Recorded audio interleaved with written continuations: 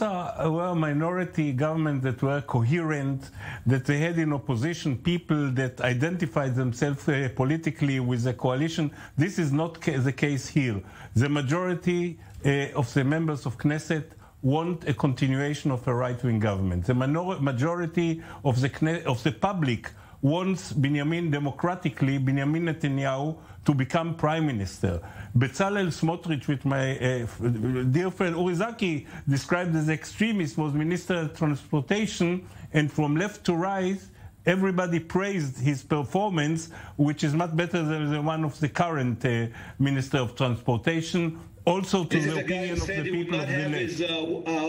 Uri, let Michael finish his point. And so I believe that it's a crooked bill that says that if the government comes down, and this is what people spoke today, so if Rinawi Zuabi, according to this crooked bill, will vote to bring down the government, Bennett will be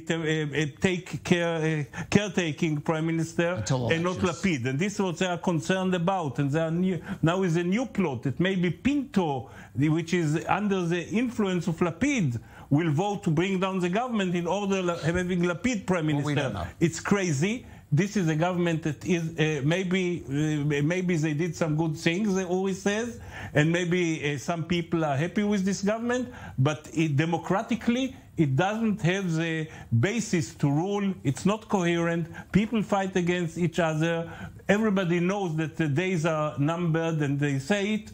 So why to continue the suffering? The reason Biden is considering not come to Israel may be connected to Zuabi. Well, okay, because it will be a big shame for him. We don't know, but I want to give Uri a chance. I mean, there was an argument to be made. If this government is at 59 seats, yes, maybe you could just hang on and survive because of the different interests of people not to go to the election. But is a government like that maybe can't even pass the most basic bills worth carrying on, Uri? Again, in politics, you don't ask what's worth doing, but what's the alternative? Yes, I think the alternative, either being dragged to an election, even with the same results, and no public opinion poll shows a shift. Still, Netanyahu 61, still his opponents have 61. So, it's not going to be a huge shift. And where, from the position I stand for the democracy of Israel, to have someone who's right now facing a criminal trial, and in order to change that, he wants to change the rules of the game in order to survive personally. And we saw it before in his interim government.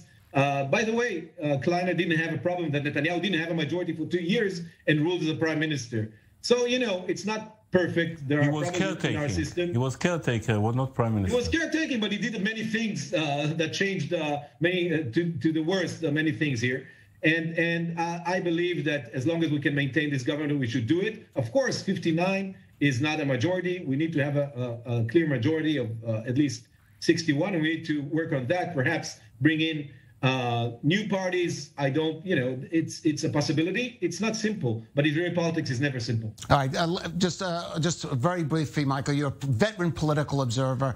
Do you think we're going to have new elections next September, October, looking at the current map that we have now? There will be a decision to have a new election. They may take place, or they may open the way to a new coalition in this Knesset, because the members of Knesset don't want election. They have still 3.5 years to the legal end of the term of the Knesset. They will try everything to bring about a right-wing government. Okay. It will be a very difficult decision for Gideon Sa'ar, whether he goes home or goes for an election with chances not to pass the threshold, or to be Minister of Defense in the Netanyahu government. All right. Well, we're certainly going to have some interesting days in the Knesset ahead of us in the next few days, and a lot of high political drama. Michael Kleiner, Uri Zaki, thank you for joining us.